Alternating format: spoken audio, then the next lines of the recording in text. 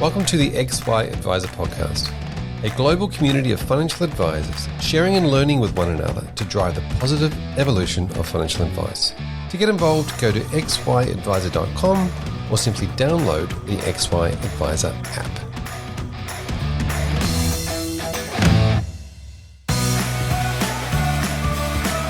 How can I find the stability needed for long-term success?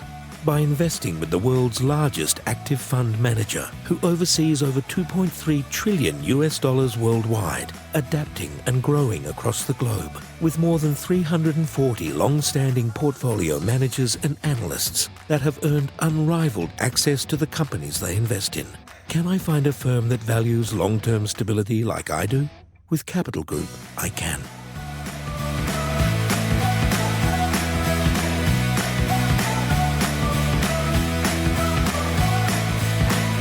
Back to the XY Advisor Podcast. I'm Fraser Jack, and today I'm joined by Adam Crabbe. G'day, Adam. Hi, Fraser. Thanks for joining me today. Now, today we're here to talk about, quite a few different things actually, but really around the concept of client connection. And obviously the company that you work with has done a lot of research into this, of course, and what we might do is talk about all that research. There's a white paper, there is focus reports, all these sorts of things that I've had a look at, and some presentations that you've done on it. So thank you for joining me today. Before we get into it, I might just quickly start with you. Who are you and why are we talking together? Yes, so look, it's fantastic to be with you. So who am I? I'm a risk strategy specialist. I'm a bit of an insurance guru, if you like, and have been with Zurich for just over 3 years. I've always had a passion for wealth protection and protecting people's, their finances, their family, and this particular client connection piece is really an extension of that. One of the things that I like to do is try and find opportunities where if there is a bit of a gap in terms of an offering something that could really enhance that financial advisor client relationship, that's something that I really like to try and hone in on and make come to life. So it ultimately benefits not just the advisor, but the community at large. Yeah, fantastic. Helping people. I love it. It's sort of a shared passion of mine. So they're very good. So tell us about this piece. And obviously you did some research. When I say we, because XY community was involved in some way. Do you want to tell us about the research that happened? Yeah, so we sort of knew instinctively that financial planners were doing a lot more than, I dare say, just providing financial planning advice, which obviously is critical, but we got a sense that there was a lot more going on. We sort of heard anecdotally that, advisors were kind of becoming an extension of the client's family in some ways, going to barbecues and weddings, even funerals. And we thought, well, what is actually happening? What's going on? And is that providing a broader betterment to the financial planning relationship and even the tenure of that client? And so we sort of went down the track of trying to really find out how much and to what extent. So we were really fortunate to reach out to the XY advisor community, and what we found was quite revolutionary. Just the level of engagement that advisors are having beyond that traditional financial planning mold. It was elements around you, well, certainly how much of it, what you're doing is outside that traditional. And over 90%, Fraser was saying that, yes, their role is kind of almost morphing into things like coaching and counselling. And even with that, we thought, wow, well, what is it that is going on? What's happening? What are you talking about? And a lot of this then drove us into understanding that things like emotion, there was a lot of emotional interactions that was happening, which, as we know, is driving a lot of clients to become more forthcoming in the sorts of information that they divulge, almost sort of lets the guard down. Around 70% of advisors apparently now being told a secret by their client, and apparently the financial advisor is the only person that this particular client has actually divulged that secret to, which my mind was blown when I found it. I was like, wow, there's such a level of trust. And this kind of opened up the doorway to, because apparently one of the most common things that's discussed from a non-financial perspective was health. It was lifestyle. It was stuff happening outside of work. So that really started off part of the process to exploring this client connection and the research behind it. Yeah, I've heard a lot of that, the lifestyle financial planning. Obviously, I've talked about goals and values-based advice for many years, really getting down to these, what are, some of your goals and values and passions and beliefs and the things that you like to do every day that aren't necessarily just about saving money or investing money or spending money. Obviously, money has a small piece to do with it because it's all intertwined, but it's really around looking at a client as a human being and saying, what are the things that drive you and motivate you to do. So, it's been a massive, thing that I've loved to follow as well. So I just really resonate with that word, the secret. That's, being divulged to secret. Yes, it was incredible. Just the notion that people are really quite open to talking about themselves, who they are, and really opening that door to someone's soul in a way. And you think about any other industry or profession, I can't think of any that are like that. I mean, even, we're finding out now that financial advisors are knowing a lot more than even their own doctors. It's far more than just health. It's money. It's goals, dreams, wishes. It's aspirations. It's income, and even from the XY advisor findings, it's extending into things like addiction issues, to conflicts with children, to marital issues, which obviously have significant impacts to someone's, finances, but also significant impacts to their mental health, their emotional well-being, and it was startling. But one of the things that we've tried to do is kind of capture and gravitate this data and make it valuable in terms of how we approach that from a financial planning lens, from an advice value add. And that's why we've come out with each of these different, not just the white paper, but the focus report. So it's data into what it is that people are doing, the sorts of things that is driving them to, to work hard, to provide for their families, and then the emotional or almost the therapeutic value that advice offers to that client relationship. And then practical tools of what advisors can do to implement change, to use some of the insights from some of these new ways of thinking into their own business model. Yeah, I couldn't agree more. And just from that high level, before we get into the nitty gritty of the research, the idea of an advisor creating a financial plan, which is obviously around right now, and then projecting it forward into the future, relies so heavily on that. The human behaviors, the health, the well-being, the lifestyle, that if you're not doing that, I guess my point is, if you're not doing that part of the process, then the financial plan is never going to be right. It's going to be always going to just, be derailed by something else. Yeah, that's very true. And look, I think, and as we know, look, it's probably stuff that advisors are doing instinctively, but it's a case of really leveraging their value off that. So really opening up the discussion, and then that in turn is actually having significant benefits to that longer term relationship. Yep, fantastic. Now, so let's start with the white paper. Tell us about the white paper. That's the sort of the main piece of this. Yes, it is. So, look, I'm a bit of a data junkie, Fraser, so I love the insights. I love the data. And when we understood or kind of realized that what people are doing from a non-financial perspective was so critically important, we sort of dug deep and found some fairly recent government data, Australian government data, just on the sorts of activities that people are doing, be they, recreation, hobbies, leisure.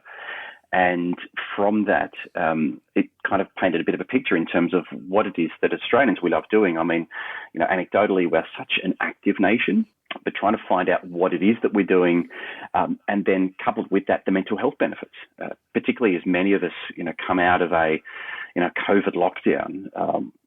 I'm sure there are many clients out there that are just looking forward to nothing more than getting back to doing what they truly love to do. And, we kind of know that we don't just love it, but it's good for us, good for our soul.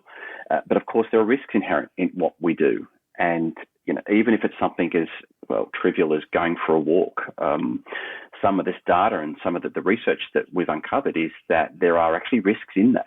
And what we've managed to do, interestingly, is quantify the different activities that people are doing and overlay that with certain risks, so that if an advisor was to chat to someone and say, hey, I'm thinking about taking up soccer or basketball or rugby league, we've actually built tools that enable advisors to say, well, actually, look, yes, that's fantastic, and here are some of the insights into the mental health benefits, but it's probably worth just discussing some of the risks and how they compare to other sports or leisure activities or hobbies. And of course, that can then lend into that broader discussion of appropriateness, product selection, and if it's something that the clients are comfortable in undertaking from a risk perspective. Yeah, it's certainly a massive piece, and you do interlay those those activities. And as we look at those activities, let's jump into them, because some of them are a little bit more risky than others. Yes, they are. And so you've gone into some of those activities and said, well, look, we really need to sort of think about what they can do, not just obviously from a risk product point of view, because we're not sort of talking about product today, but from a lifestyle, how's this going to affect your lifestyle? What are the things that we need to think about from a risk assessment point of view? Yeah, absolutely. And look, you're 100% right. When we uncovered part of this data research, we found that there was some of the hobbies that people are doing are quite significantly high risk. So some of the more common ones around recreational walking, fitness gym, jogging, swimming are probably some of the more commonplace type activities. And some people listening, I'm like, yes, that certainly resonates with me. But when we look at some of the more common or perhaps less common type pursuits, things like push bike riding, even soccer, surfing, cricket, some of these type of sports are actually quite high on the risk spectrum. And when I say risk, one of the things that we wanted to understand was what are the risks of hospitalization that happens off the back of some of these events, because typically those sorts of things are quite impactful. Suddenly people can stop work very short notice, and do they have liquid assets that they can get access to at very short notice? But being able to articulate this information from a financial advisor to a client, we felt that the information just wasn't there. But with some of the planners that we piloted this particular program through, the information we got was that they felt it would be quite valuable to have access to something which they could use to say, well, look, yes, oh, you do bike riding, that's fantastic, but are you aware of the chance of something happening to you, and what that risk looks like compared to, say, simply going for a walk or playing netball, or like I do, my pursuit is jumping on the back of a motorcycle. So yes, mine tends to be a bit high risk, but then having put a bit of a playing field to articulate, well, how do these sports and leisure pursuits compare from a risk perspective? And obviously you did some work on the idea around cost of care and cost of recovery. Talk a little bit about that, but also tell us your story around your motorcycling addiction. Yes. So look, on the cost of care, one of the things that that particular program of work, and look, it wasn't just me behind that, but someone I know the XY family knows very well, Danny Visser, amazing. So together we really tried to answer that question as to what, illnesses and injuries cost across Australia. And one of the findings from the cost of care was that in terms of the total cost impact, so the total health spend across Australia, injuries actually sat at number 2. So they were the second most costly type event, if you like, happening in Australia today. So that was, in a way, part of the genesis for the client connection piece of work, was to understand, well, let's just explore that injury subsegment just a little bit more. And that's kind of led us in part to where we are. But yes, with my own sort of situation and circumstance, yes, there's sort of risk inherent in everything. But around a year ago, my leisure pursuit ended up seeing me in hospital for a spell. In fact, I was in a high dependency ward for a short period of time. So I was involved in an accident. It was only a relatively sort of low speed type accident. But I since found out my, orthopedic surgeon mentioned that they're often some of the most dangerous in terms of risk to limb, as it were. So yeah, involved in an accident, had about 6 to 7 broken ribs. I shattered my right shoulder blade, my scapula. and was off work for 3 months. So this was obviously quite dramatic, quite painful, and kind of landed me in a situation of, how will I fare in this particular situation? And honestly, one of the great surprises off the back of that was, despite the fact that I'm quite financially literate, obviously I understand insurance products perhaps better than average, was that even in my own situation, despite the fact that I had great support in, a family, wife, I was getting physiotherapy care, I was speaking to GPs, medical specialists, surgeon, as I mentioned, I felt there was something missing, Fraser. And, in my situation, and one of the things I found out afterwards, after doing some independent research, was that it's actually very common that people in situations where an accident happens, even illnesses are suffered, is that they need direction. They need something that GPs, medical specialists, even family and friends can typically not provide, and that is someone to keep you on track from a financial perspective. So really, one of the things that I felt was that, and perhaps what was lacking in my situation, was that assistance from my advisor to help make sure that money's coming in regardless of the source, whether it's from an insurance contract or a motor accident claim, workers' compensation, whatever the illness or injury, and that even despite the fact that something has happened and taken people off track from what was their financial plan or strategy, that the advisor is there to just kind of keep track of what you're doing. So really, with the client connection piece, what I've done here is include some of the ways in which a financial advisor can actually help, even if someone is not a client necessarily. Some of the piloted planners are actually saying they're actually getting referrals from people who weren't their own clients, but purely for the fact that they're actually there helping people from an advocacy perspective. It's such a valuable resource that people are not only paying for that particular service, but willing to recommend people because it kind of lifts the ethical bar somewhat. But often some of the planners we spoke to were saying, well, how do you do that? What are some of the ways in which you can help people when something's happened? Like, surely there's just too many people around, medical people and family and friends. But, the short answer is no. There really is a significant opportunity for an advisor to actually step in and keep people on track, make sure that they're liaising with medical specialists. How is their recovery going? Their rehabilitation? What plans are they undertaking? One of the great things that helped me was tracking my milestones. So everything from how many medications I was taking each day. In the early stages, it was around 20 to 25 different pills each day.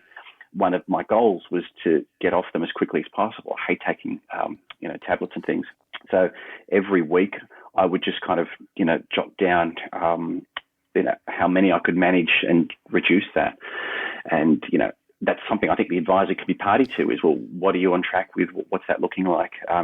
For me, it was lifting weights, being able to hold a phone to my ear. I think it was around 6.5 weeks before I could actually lie flat and sleep back in my bed.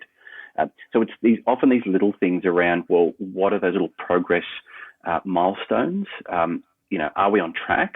And is it something that is really driving someone? And, from an emotional and mental perspective, it was such a valuable thing to do because I was able to track where I was and how much better I was doing, even, almost on a daily basis.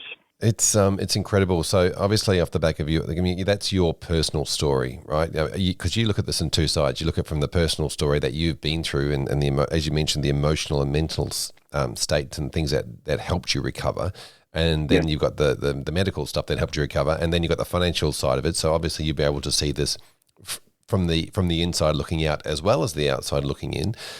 Yes. One of the stats that came out was 60. You were one of 60,000 other Australians that year that was hospitalised because of their sports and leisure injuries. But I want to get into some of these ways to help because tracking the milestones was one way to help. As you mentioned, I think if I look around the country, I've spoken to a lot of risk specialists over time that put a lot into that claims process, have a whole structure and process around helping clients through that.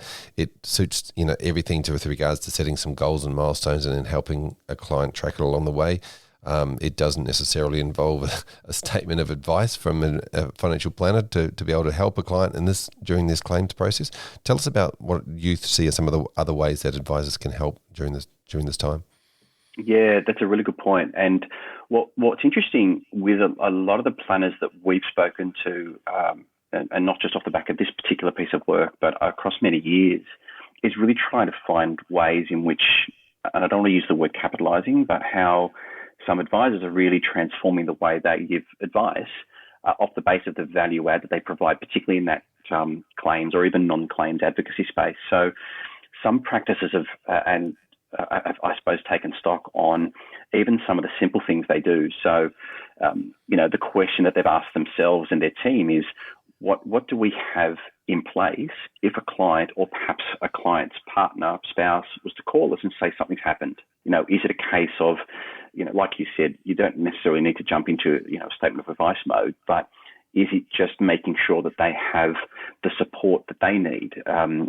Some planning firms have a claims kit, something that they can just, get access to, almost like a bit of a checklist for some of the staff, because some of the advice firms, they're in such, rural or regional areas that, the staff themselves are really well known to the clients and the community, so they can actually take quite an active step in assisting, reporting back with the client situation, in some cases discussing with family members. So there's certainly an element to that. One of the fears, though, from some of the advisors that were just sort of jumping into this stage was a fear that they didn't know enough to be able to provide assistance and support. But really, some of the leading advisors in this space, Fraser, and you may be across this yourself, is that they're not experts. They don't need to be experts. They can rely on others. They can simply be that port of call, helping them direct, almost project manage in a way. If people are not feeling themselves, then helping them to direct them towards a GP, a psychologist, a counsellor, social worker, just making sure that money's in the bank, making sure that they're getting the help that they need, is often those small steps, but really, really valuable ones. Just knowing that there's that kind of care factor. And as we talked earlier, clients are, giving themselves really to a lot of advisors, particularly around that stuff we talked about, addiction issues, conflicts with kids, marital issues. So there's almost an expectation that if something goes wrong, that advisors are there to sort of be involved. And it's not necessarily to a degree that requires that statement of advice, that written record, but just to be there, to talk them through, to make sure that they're checking in, even if it's a 5-minute conversation once a week or once a fortnight. It just provides such a significant difference to that planner-client relationship. Yeah, I really like the term care factor actually that you mentioned, and because you're right, there could be a fear involved in, look, I'm not a therapist, I don't want to step on toes, I don't want to, but I think we kind of are as planners. They are in a way a therapist, and because just by sitting and listening, it can create great therapy for the client. So, look, 100%. I like the idea of using that. Am I demonstrating that we care? Like, is there a care factor involved? Does the client feel that we care because of the way that we're going through this? But I think that's really interesting, and putting some checklists around the concept of how do we help in all those areas, and are we checking in to make sure that the client's emotional state or mental state or their other parts of their life is recovering and on track. So. Yeah, absolutely. And I think if planners are looking for more, we've included that as part of this client connection work. So you mentioned the milestones. Look, for me, that was significant. Some of the other data and research we uncovered was advisors should be talking to clients and saying, look, try and avoid making major decisions or big life changes, at least until you feel better.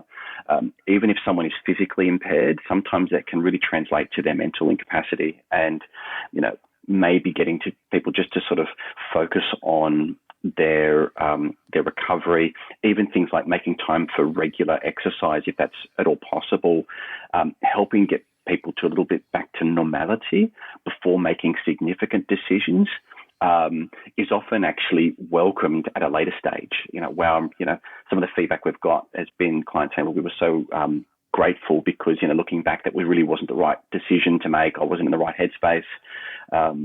So just some of those small things can actually make a big difference. Yeah, it's interesting. So now's not the time.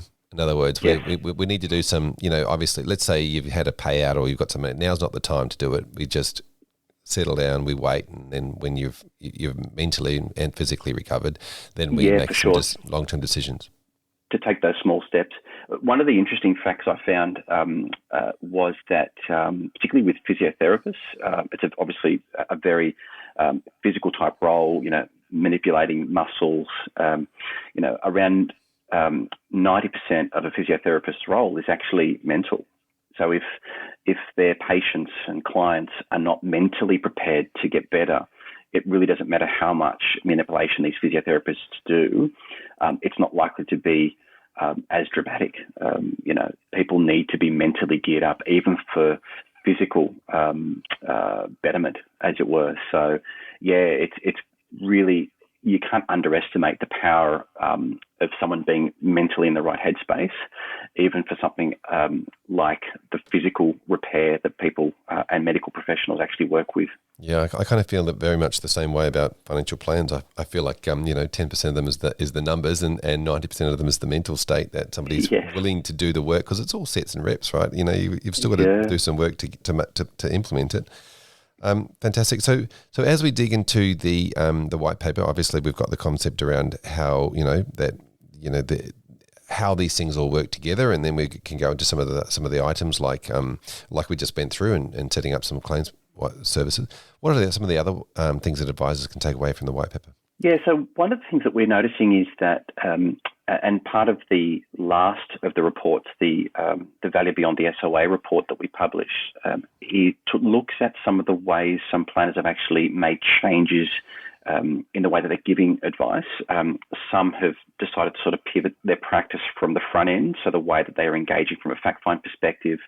Others have actually used some of the information from an ongoing perspective. So what we've done in that final report is really provide a bit of a practical or series of practical ways that some of the planners have actually decided to utilise the insights. So we really wanted to make sure that it wasn't just about like the data and the numbers. While it's interesting and useful, how you can actually make a change, make a difference in your business. So that was certainly one in terms of that back office type approach. Others have actually. So if we go into that, sorry, can I just dive into that? So sure. The practical ways, as you mentioned, some of them have implemented that forward-looking thing and a new way of like rethinking their advice process. Correct. Yeah, absolutely. And even the remuneration, Fraser. So part of dipping the toe into this kind of area, and actually some planners that we've spoken to have done this from a pro bono perspective, just to kind of give them a bit of an upskill in terms of what it's like to interact with people that are going through sort of traumatic events, is that they've got processes in place that they're able to articulate their value add and be able to apply a cost overlay for that. And it's interesting to see some of the businesses that are doing that from a non-claims perspective. So these are practitioners who may not be overly, insurance savvy, and they don't need to be, because what they're doing is providing that differentiation through these stages of, recovery, rehabilitation, and being able to apply their own value in that framework. So, some planners have actually shifted their entire business model to engage just on claims advocacy and non-claims advocacy. Now, we're not suggesting certainly other advisors do that, but, if they're not utilising their, after claims skill set, which for many might just kind of be a sleeper, we do see that as a significant opportunity, one which could not only enhance that relationship, but actually provide a financial benefit to that particular business. Well, okay, so check out some of the reports if you want to dive a bit deeper into that. Now, one of the things I want to cover off is the concept that just getting advice is actually a therapy. Yes, look, it's true. It was almost one of those instinctive things which we kind of knew, but we wanted to find out just how much of a difference it makes. And the second of our focus reports goes into the real psychology of advice and that sort of therapeutic value you mentioned. And what we've uncovered is that clients are more open, they're more willing to divulge, willing to engage, and more receptive to the value of advice. And what we're finding is that the part of that psychology of advice is that exploring the non-financial aspects means that planners are more ingrained in that kind of family or client network. And it's extending into things like, mortgage brokers and accountants, solicitors, because it's not just about, cash flow, retirement planning. It's everything that the client, their family, their spouse are doing. They want to include that advisor to make sure that they are maximising just not only their financial benefit, but their almost their life benefit, if that makes sense. So it's a case of trying to extend the benefit into greater communication. So we're finding even one of the interesting bits of research was that the value that the financial advisor is providing is actually having a betterment to the communication between husband, wife, or client and spouse. Like it's significant because it's just open, it's clearing the air, and money is such an important part of what makes up a family dynamic. It's extending to different elements of that particular situation. Some advisors are becoming mediators between family and extended family members. Like it's having flow-on effects to other areas, some of which is quite surprising. Yeah, so I really want to dive into this sort of section because I think it's really important. So a part of the survey was a dive into the concept of how much time would an advisor spend actually talking about financial advice during a conversation, and how much time was sort of spent with sort of non-financial issues. Tell us about some of those conversations. Yeah, it was quite startling. It certainly in the early days, I think financial planning is built on that sort of financial strength, the technical knowledge, expertise, but really that is starting to shift, and it is extending into these sort of non-financial areas, and it's becoming, as you've alluded to, it's kind of becoming almost a core part of the discussions that they're having with their clients. But what's interesting is their business is increasing. So part of the data we've got when we sort of reached out and surveyed through the XY advisor community, we found that 45% of advisors agreed that their business had increased, and 28% had strongly agreed that their business has increased purely because of allocating their time to non-financial issues, because it's extending into really what are the core values of that individual, and that is becoming a significant differentiator, because there are no other professions really that engage in that non-financial area as much. In fact, one firm we spoke to, they've aligned their business model with an accountability overlay. And what it's meaning is that even from like a cash flow type perspective, they're kind of checking in on their clients quite regularly just to make sure that they're hitting the milestones, hitting the mark. And what they're finding is they're getting a lot of referrals from what I would call non-traditional strategic alliances, like personal trainers, those that have a similar mindset around health, well-being, accountability, and they're finding that there's a similar profession that's doing it from a financial perspective. So it's one which is starting to shift the way I think people in the community see financial planning, but also the value that they offer. Yeah, so this is a really interesting thing. Over the last few years, I've talked about the concept of, we had a legislation coming, talked about fee for service, and I want to get into the way that advisors charge for their advice at the moment. Then we sort of moved to the concept of fee for advice, and obviously, if somebody's getting financial advice, that's what we charge for. When I look at all the different things, the roles a financial advisor plays, whether it's therapy or goal setting or helping track milestones and the strategic financial advice and then the product advice are the two parts that really fall under the SOA type conversation. But there are so many other parts that an advisor is doing that they're not necessarily charging for, because all the charging or the fees is locked up in that advice and product advice and strategic advice around the conversation. So if we think about that from a point of view of how do we start charging for these non-financial advice parts of our business, how do we do it?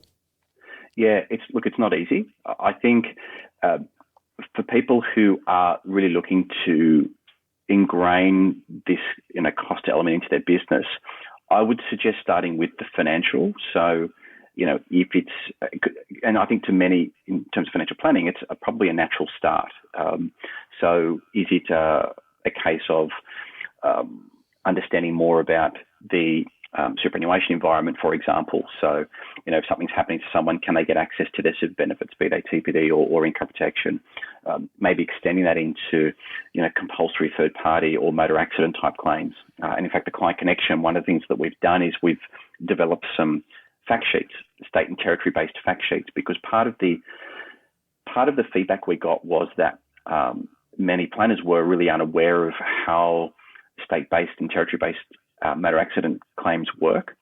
So we've provided little fact sheets that talk to, who is covered, are at-fault drivers covered, what's the tax implications. So it's not something that they necessarily to give out to clients, but something that they can keep in their arsenal as part of their value add from a financial perspective. So, of course, there's that, which we've included. Even things like offset treatment is becoming more topical. So if, and I know we're not talking product necessarily, but if someone has an income protection type policy and something happens to them, and maybe there's an entitlement to things like sick leave or long service leave or annual leave, holiday pay.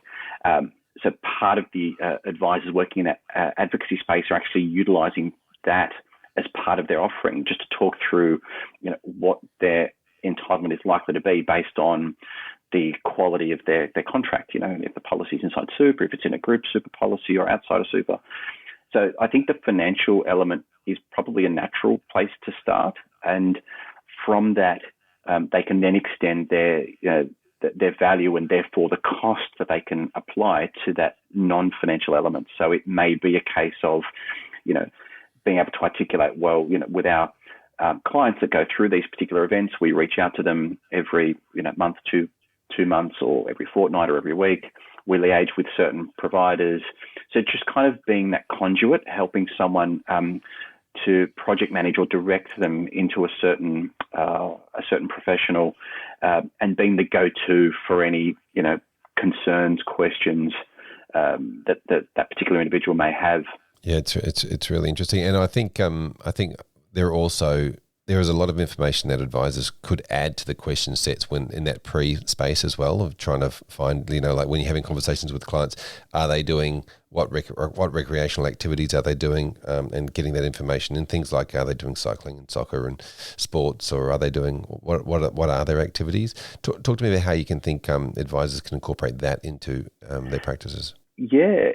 Interestingly, the part of the feedback we've received is that it's playing an increasing role regardless of age. So even planners that may have, say, a predominantly retiree database, so not typically like an insurance focused or anything like that, they're finding that they're using the tool in that environment, because many of these people who are maybe approaching retirement haven't had time to do something, and are now entertaining the idea of, maybe I'm thinking of doing golf or tennis, and but is it something that I should do, or is it something that others are doing? And one of the things that we've built in our sports and injury leisure tool is not just the risks inherent, but the participation rate across other people of that particular age. So, financial advisors can now sit down and say, well, actually, yes, in terms of, tennis, and for people your age, there's a certain demographic or percentage of people that are actually undertaking that particular pursuit. So that can actually help them, again, from a non-financial perspective, perhaps be able to build a social network for their activity that they're undertaking. So we're hearing that that's actually providing an interesting value add, something which we didn't necessarily think would be of value, but it's one that's opening up that greater engagement piece once again. So yeah, participation rate, we've managed to break it down into certain genders and age groups, and across many of the different key pursuits and activities. So that's kind of like a bit of a fun interactive tool that advisors can play around with. And just on that fun and interactive tool, where can they find that? So that's a good question. So to get access to the tool, the financial fact sheets, what advisors, what you'll need to do is reach out to your Zurich and OnePath contact. The white papers, so the white papers, the focus reports, we do have them available online. So if you go to, I don't know if I just give you the website address, Fraser. Sure. So it's zurich.com.au/the client connection. And you simply just, click on I think it's like a button on the right-hand side that says get your copy today, and you'll get access to the reports. For the additional tools, if you just reach out to your respective contact, they'll make sure that they get access to that. Yeah, now you mentioned reports as in plural. So there is actually the main white paper, as we talked about, which is I think it's a 44-odd page white paper. Correct. And then there are 2 focus reports as well. That's right. So the white paper we've called Lessons in Leisure. So it talks through what are the pursuits that people are doing, the benefits of doing that from a health perspective, but also the risks involved. The second report, the advisor focus report, which we've called the hidden therapeutic value of advice, really talks to the significant value that financial advice offers from that, psychology and emotional aspect. So that was largely driven off the back of part of the incredible findings through the XY advisor community, but understanding, people's not just their financial affairs, but their non-financial, the issues people are having, the significant value and improvements that people have with their lives through engaging with a financial advisor. And the third report, which is our practice focus report, which we've called Value Beyond the SOA, really is the practical tools that advisors are doing, the shifts that they've done in the way that they are providing advice, and gives actual examples of how advisors can implement some of these changes as part of their day-to-day. Yep, and obviously I like stats and numbers too. So off the back of some of those reports, I'm just looking at a line in front of me that says, 50% of Australians receiving financial advice reported their mental health had improved as a result. And 38 reported their family life was better. Isn't it interesting, these benefits of financial advice that we don't list as a benefit? Absolutely, and it's significant, and from part of the trends, it's only increasing. So it's providing a significant differentiator to people's lives for those that actually choose to engage with a financial planner. Yeah, their whole better position conversation comes up, and when I think about that, everybody always comes back to a financial better position. Yes, but it's a lifestyle better position. They're more financially prepared, but mentally, emotionally, their sense of purpose is more defined. Like, it's quite significant. And look, if you haven't read the papers, for those listening, I'd certainly urge them to pick them up, have a read, and hope they provide a real value add to them and their business. Yeah, I feel like a practical, off the back of reading these papers and doing something about it in your business could be the scenario where you're actually asking some, qualitative questioning before the client comes in around how they feel about certain stuff, and then asking those questions after they've received the advice and be able to track that improvement. Yeah, true. And in fact, some clever ways that some advisors are telling us they're doing that is they're kind of introducing that, tried and tested, boring, if you like, fact find, F&A, to the client, saying, this is, how we kind of gather data, etc. But they'll slide it to one side and then just say, but, tell me about you. What are you looking to achieve? What's keeping you up at night? It's those sorts of more open-ended, non-financial type questions, which then start the ball rolling. It's almost like the fact find then becomes almost incidental. So it's quite incredible. Mm. So some of those questions, I'm trying to, the answer I'm thinking is on a scale of 1 to 10, where are you now? And then being able to ask those questions after and show the improvement. Yeah, 100%. And using almost that scale, you could ask them, in 12 months, 24 months time, if we're sitting here again, how can we shift that dial? What would mean an improvement of a 6 or 7 today to make it a 9 or 10 in 12 or 24 months time? And it really gets those clients and potential clients thinking about what it is that they'd like to do. And it's actually having, for some practices, what we've understood is it's really extending the fact-finding journey from a single meeting to maybe multiple meetings, so that they can really garner proper insights into an individual, which is obviously then transforming into better advice for that person. Fantastic. Well, Adam, thanks for coming and chatting with us today. Really appreciate your time and sharing your story and your insights with us, and obviously some of the stats that came off the back of the XY community. It's been my pleasure, Fraser. Thank you, and thanks to the XY advisor community for their assistance with the project. Well, there you have it. Another episode of the XY Advisor podcast. I'm Fraser Jack, and I'm with Emily Blanche. Hey, Emily. Hey, Fraser. How are you I'm today? amazing. As you know, I always say I'm tremendous. Yes. I was going to say tremendous again, but thought I better not. Hey, we're here to do some shout outs, the best part of the week for us. So who are we going to shout out today? Yes, so big shout out to XY advisor Ellie Fordham for making her debut television appearance on the project recently. So if you missed it, Ellie took a group of millennials through a series of questions around how they're engaging with their super in particular, and to demonstrate the long-term impact the decisions they make today will have on their financial futures. It was pretty eye-opening, actually. It was really great to watch, and it just really highlighted the value of making smart money decisions, and Ellie really brought that to the table and absolutely crushed it. And it also highlighted the value of what an advisor can bring to consumers and to a client's life. So well done, Ellie. There was so much love for you on LinkedIn on this, and very well deserved. It was amazing.